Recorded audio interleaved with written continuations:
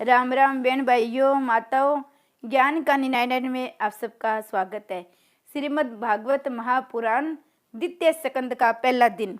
प्रथम स्कंद के लास्ट दिन हमने सुना कि राजा परीक्षित को ज्ञान हो गया है कि श्राप लगने से 7 दिन के अंदर मृत्यु होने वाली है। तो उन्होंने अपनी मृत्यु सुधारने के लिए राजघर बार का त्याग करके गंगा के किनारे तपस्या करने के लिए बैठ गए हैं। तब तो सब ऋषि उसे उपदेश देने के लिए आते हैं। तो सुत जी खुद उसे कथा सुनाने के लिए आते हैं कि 7 दिन क्या मैं 7 मिनट में भी मरण सुधार सकता हूँ।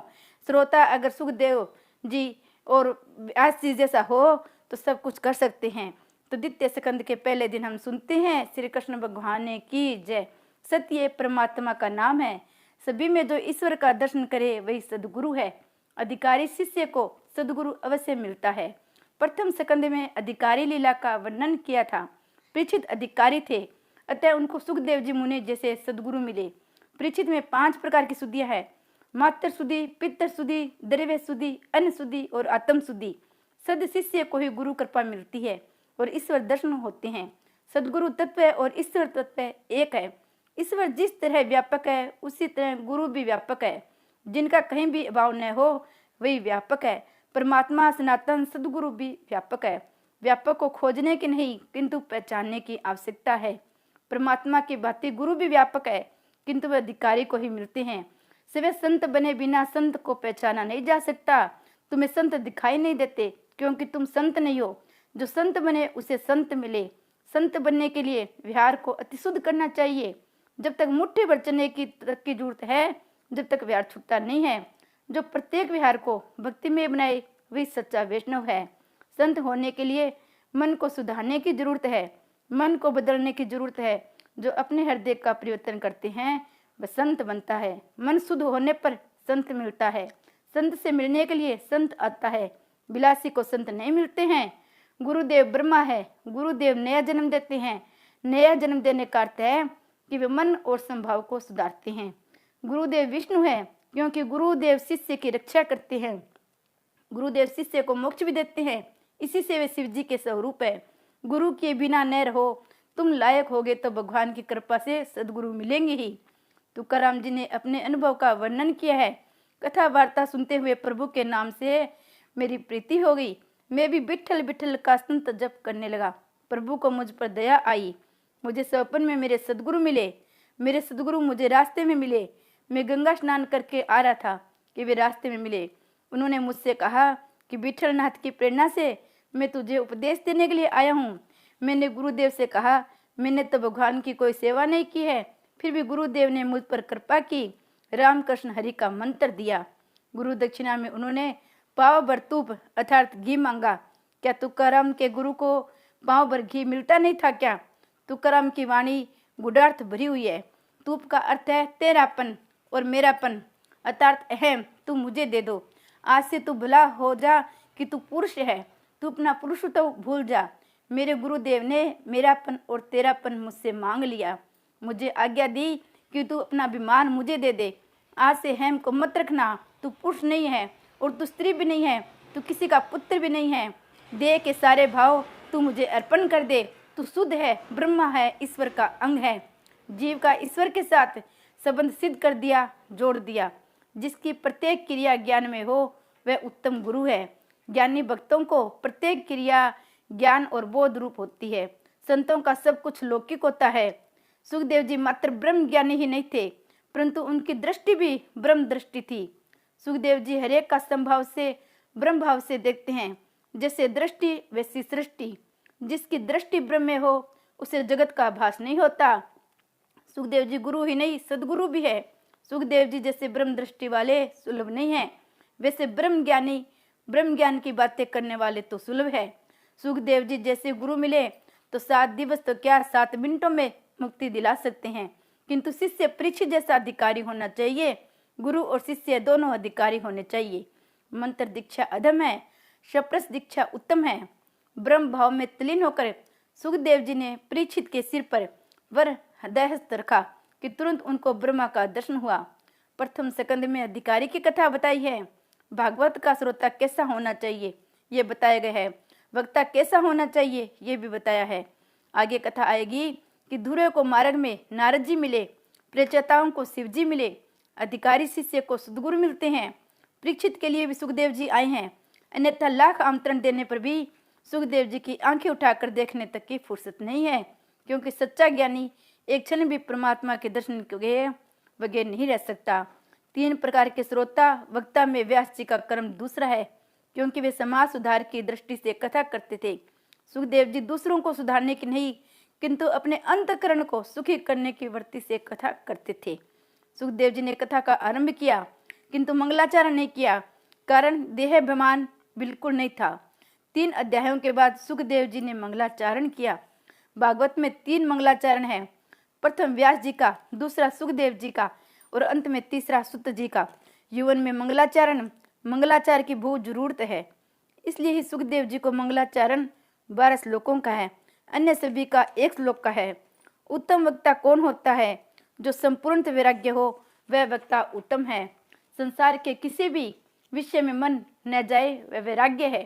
संसार के विषयों को देखते हुए भी जिसका मन उसमें नहीं रमता, उसने सच्चा वैराग्य सिद्ध किया है। बिना वैराग्य के दृढ़ता नहीं आती। वैराग्य में ज्ञान शोभित होता है। ज्ञान, भक्ति, वैराग्य परिपूर्ण होने पर मनुष्य ब्रह्म में बनता है। सुखदेव जी में पूर्णतः ज्ञान और भक्ति और वैराग्य थे। ज्ञानी का हृदय कृष्ण प्रेम में न पिघले तो वह ज्ञान किस काम का। परीक्षित राजा सुखदेव जी से पूछते हैं, जिसकी मृत्यु समीप हो उसका कर्तव्य क्या है, जो उसे क्या करना चाहिए क्या नहीं करना चाहिए, मनुष्य मात्र का कर्तव्य क्या है।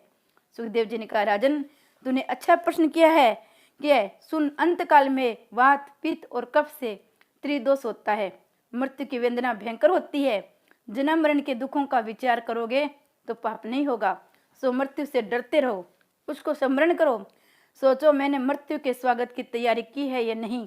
ऐसा चिंतन करने से वैराग्य आता है।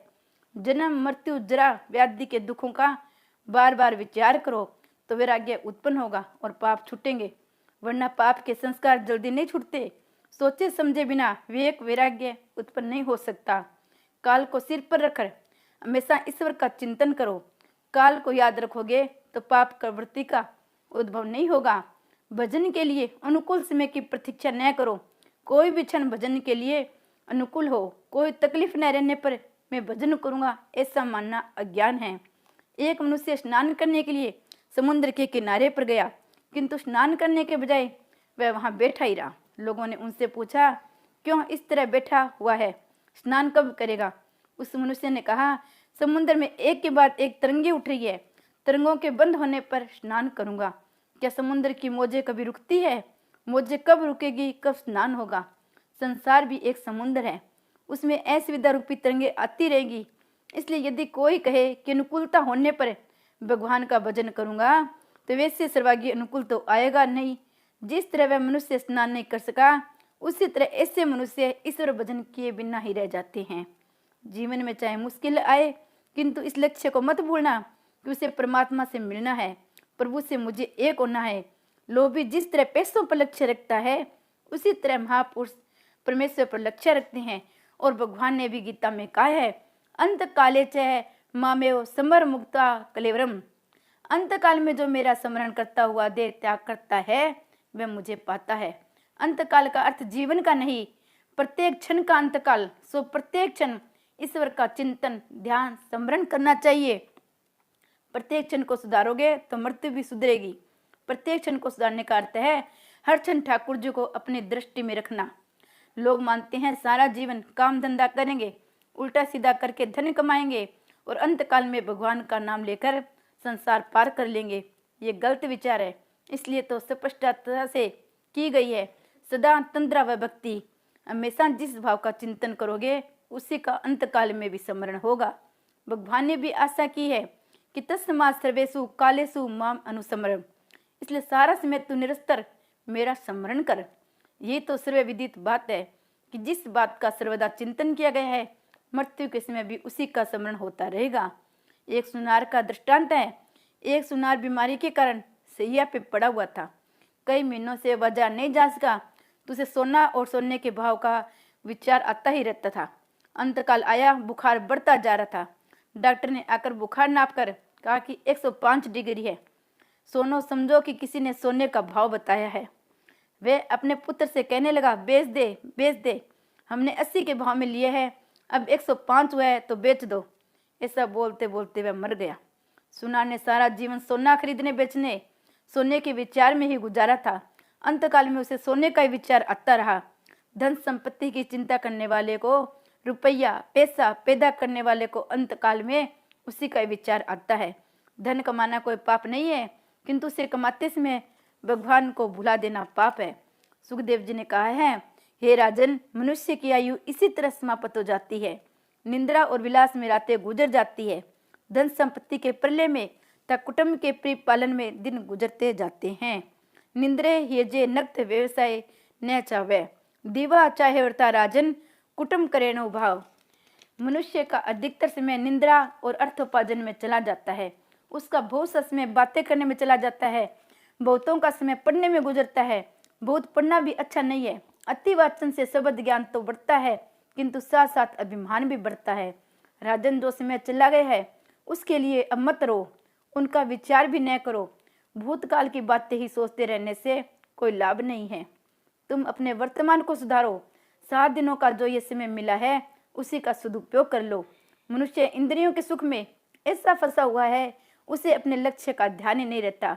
शरीर, स्त्री, संतान आदि सब कुछ असत्य है, फिर भी उन सब के मुंह में ऐसा पागल बन गया है कि उसे इसमें लक्ष्य का भी भान नहीं रह गया है। तुम्हें क्या करना है, कहाँ जाना है, क्या बनना है, उसका विचार आज ही कर लो। इच्छा शुद्धि के बिना कर्म शुद्धि नहीं होती है। तुम निश्चय कर लो कि मुझे भगवान से मिलना है, मुझे प्रभु के धाम में जाना है, मुझे पुनः जन्म नहीं लेना है। जगत में विकार और वासना के बढ़ जाने के कारण त्याग और संयम कम हो गया है।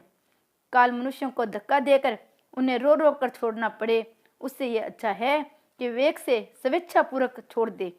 शंकर स्वामी जी ने कहा है, निज ग्रहत तुरन विनय ग्रम्यतम। हे राजन, मानव जीवन की अंतिम परीक्षा मृत्यु है।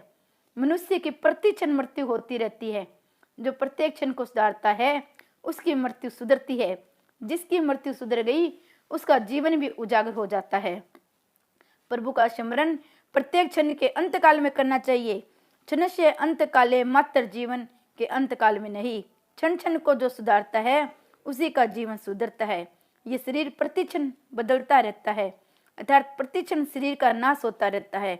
अंतकाल में अर्थात प्रत्येक पल के अंत में मनुष्य की मृत्यु होती रहती है। सो प्रभु का स्मरण प्रतिक्षण करो। शंकराचार्य जी ने शंकर भाष्य में यही कहा है, अन्यथा जिसका जीवन निंद्रा, धनो उपार्जन, कुटुंब के परिपालन में गुजर गया हो, उसे अंतकाल में वही सब कुछ याद आता रहता है। सारा जीवन जिसमें बीता हो वही अंतकाल में याद आता है। एक बुढ़ा बीमार हो गया, उसका सारा जीवन द्रव्य आदि के पीछे बीता था। अंतकाल नजदीक आया, उसके पुत्र आदि कहते हैं, पिताजी अब आप श्री कृष्ण गोविंद हरे मुरारी, हे नाथ नारायण वासुदेव का जप करिए। किंतु उस बूढ़े के मुंह से कभी ये शब्द नहीं निकलते नहीं है। जीवन में कभी भगवान का नाम लिया ही नहीं, तो वह नाम कैसे याद आएगा। वह बूढ़ा मन से द्रव्य का चिंतन करता है। उसकी दृष्टि आंगन में गई, उसने देखा बछड़ा झाड़ू चबा रहा है।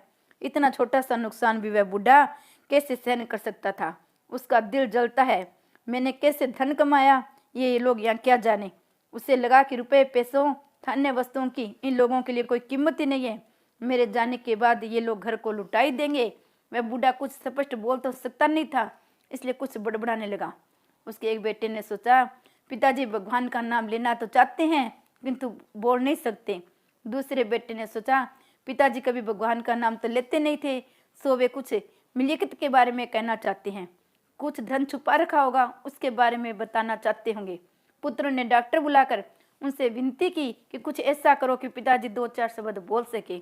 डॉक्टर ने इंजेक्शन देने के लिए हजारों रुपए की फीस मांगी। पुत्र ने सोचा कहीं गाड़ कर रखा हुआ धन बताएंगे, अतः 1000 रुपये खर्च कर डाले। पिता की बात सुनने के सभी आतुर थे। दवाई ने अपना काम किया, कुछ शक्ति मिली तो वह बुढ़ा बोला, सब मेरी ओर क्या देख रहे हो, वहां देखो वह बछड़ा कब से झाड़ू खा रहा है। इस तरह बछड़ा झाड़ू करते करते बूढ़े ने देह त्याग दिया। आप देखे, ध्यान रखे कहीं आपकी भी ऐसी दशा न हो। ये बात हंसने के लिए नहीं, सावधान करने के लिए कही गई है। लक्ष्मी जी अकेली आती है तो रुलाती है, किंतु साथ में ठाकुर जी आवे तो सुखी करती है। लोग कहते हैं आने वाले काल के बारे में किसी की खबर कैसे हो सकती है, किंतु वह तो पहले ही सावधान करके आता है। काल सभी को सावधान करता है, किंतु लोग मानते ही नहीं है। काल आगमन के पहले पत्र लिखता है, किंतु काल का पत्र पढ़ना कोई नहीं जानता। बाल सफेद होने लगे मानो काल का नोटिस आ गया है। दांत गिरने लगे मानो काल का नोटिस आ पहुंचा है। सावधान बनो। दांत गिर जाते हैं, लोग नकली दांत लगवा लेते हैं। दांत गिरने लग जाए तो समझ लेना चाहिए कि अब तो दूध भात खाकर प्रभु भजन करने का समय आ गया है। लेकिन लोग नकली दांत बनवाकर इसलिए लगवाते हैं कि पापड़ खाने का मजा आ जाए। ऐसा कहाँ तक चलेगा? खाने से शांति मिलती नहीं, इसके विपरीत वासना और अधिक भड़कती है। श्री विष्णु भगवान की जय, कृष्ण भगवान की